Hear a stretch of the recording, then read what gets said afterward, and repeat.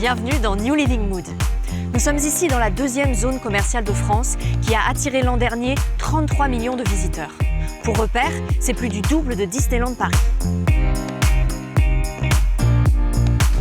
Si le succès des centres commerciaux en France ne se dément pas, bien au contraire, ils font face à une bonne dose de retail bashing. On leur reproche notamment des modèles inadaptés aux nouvelles attentes du public, dans des lieux désincarnés, entièrement tournés vers la consommation. Alors, quelle recette pour se réinventer et continuer à attirer le public? Comment intégrer la nouvelle donne post-Covid pour réinventer l'expérience de ces lieux? En bref, les centres commerciaux ont-ils encore quelque chose à offrir? C'est ce que nous allons découvrir dans ce premier numéro. New Living Mood, c'est parti!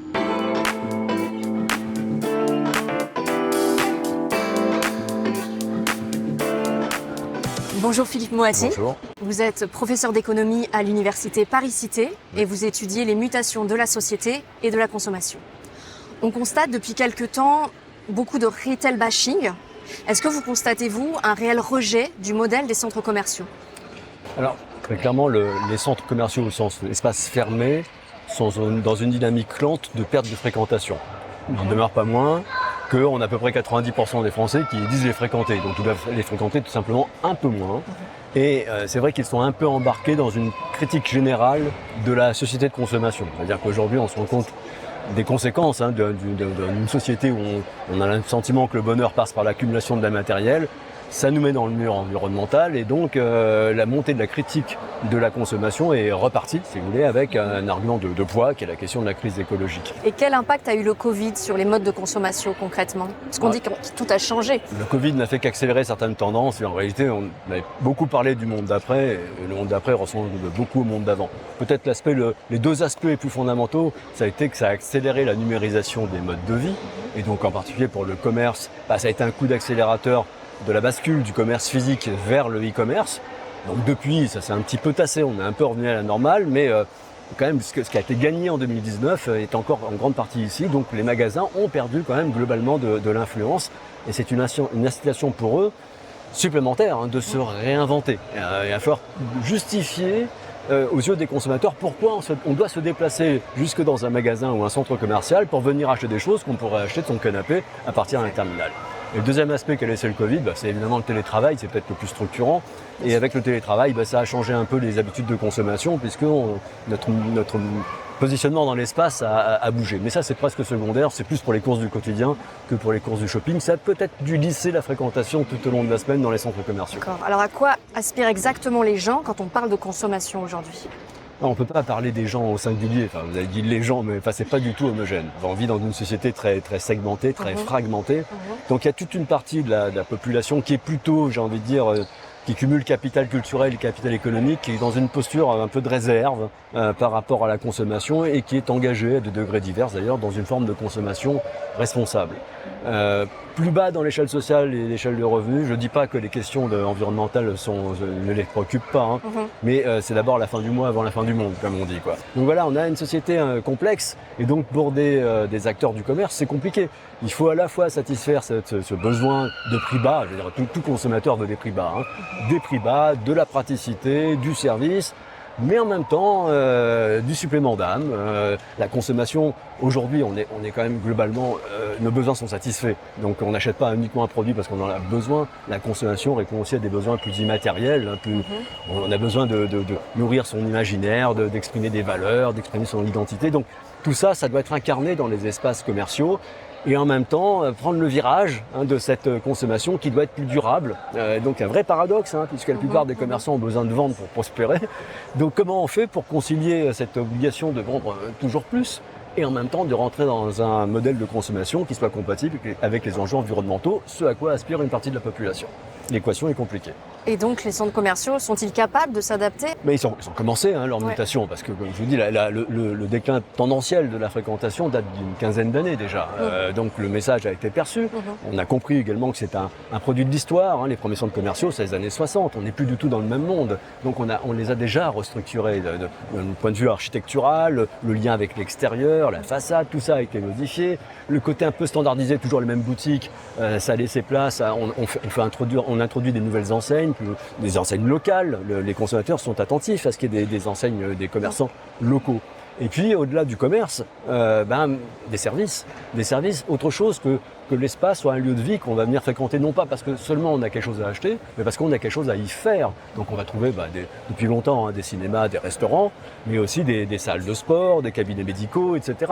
Un lieu de rassemblement, et d'ailleurs peut-être que c'est une vocation que le centre commercial a eue, et qu'il a de nouveau à rejouer, c'est de faire que ça soit un lieu du vivre ensemble, dans une société qui se fragmente, où chacun vit un peu dans sa planète. Il n'y a pas plus beaucoup d'espace où on peut se rencontrer avec des gens qui ne nous ressemblent pas. Donc justement, l'enjeu, ce serait que les centres commerciaux soient moins des centres de commerce et plus des lieux de vie. Des lieux de vie où le commerce est une des composantes, mais entre autres, vous voyez ça. Et c'est tourner une page de quelque chose de beaucoup plus fondamental que les centres commerciaux. C'est une manière de penser l'occupation de l'espace qui nous vient des années des 30 glorieuses, une fois de plus. On pensait qu'il fallait spécialiser les espaces où on dort, les espaces où on consomme, les espaces où on travaille, etc. Ça, c'est fini. Aujourd'hui, les doctrines de l'urbanisme dominantes, c'est la mixité fonctionnelle. Il faut que dans un même endroit, on trouve de tout. Et c'est comme ça qu'on va brasser les populations. Et c'est comme ça, mine de rien, qu'on va optimiser la fréquentation. Les gens vont venir plus souvent. Et s'ils viennent plus souvent, il y a plus de chances qu'ils achètent en magasin et non pas en ligne. Merci Philippe Moati. Avec plaisir.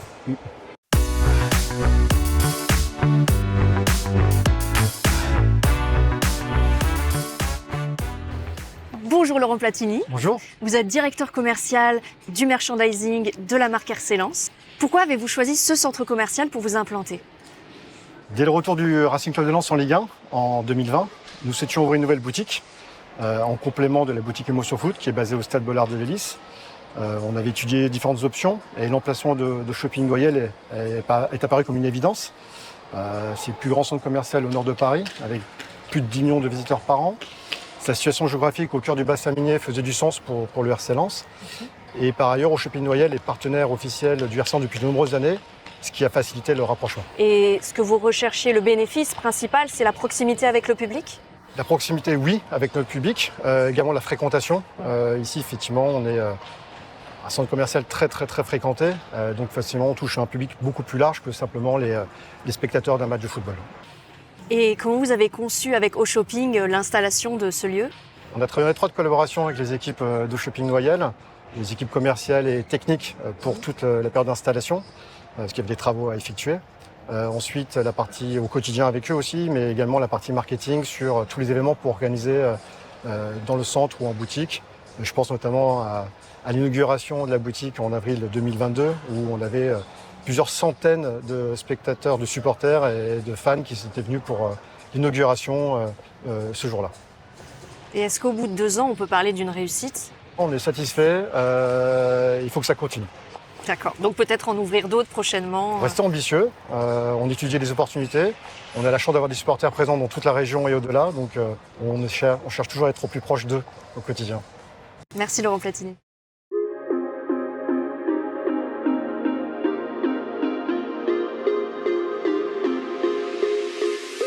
Bonjour Florent Dieval, vous êtes le directeur du centre commercial dans lequel nous nous trouvons aujourd'hui. Alors dans un centre commercial comme Au Shopping, comment fait-on pour déterminer l'offre la plus pertinente en termes de commerce et de variété d'enseignes ?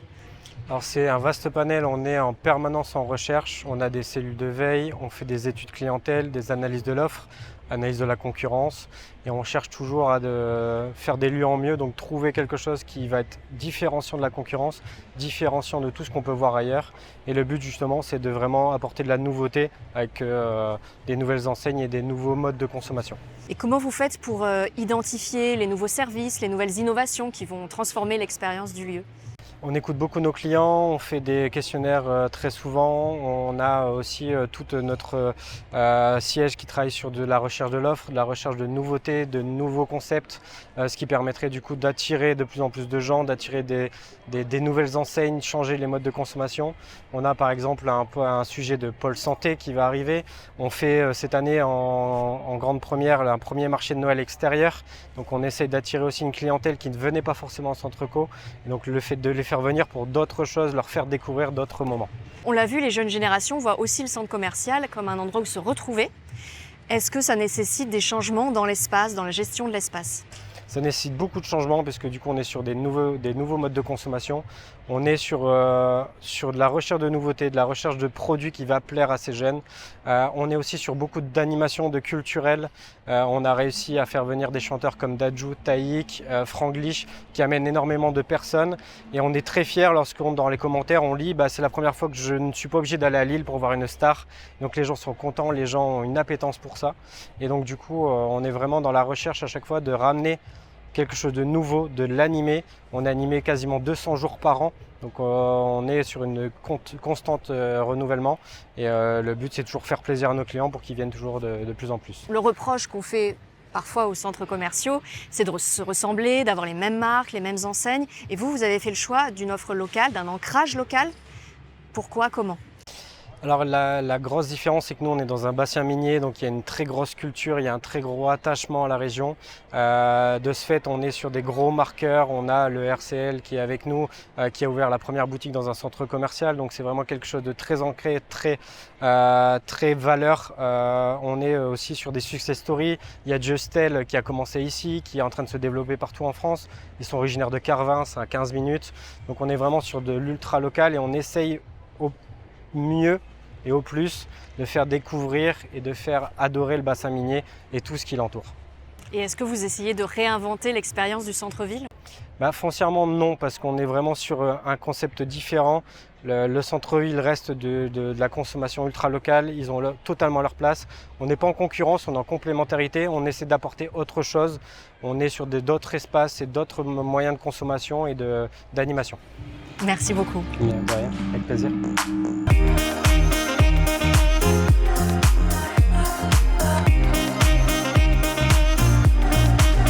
On l'a compris, pour les centres commerciaux, la condition du succès, c'est de se réinventer, de devenir des vrais lieux de vie où l'on irait aussi consommer.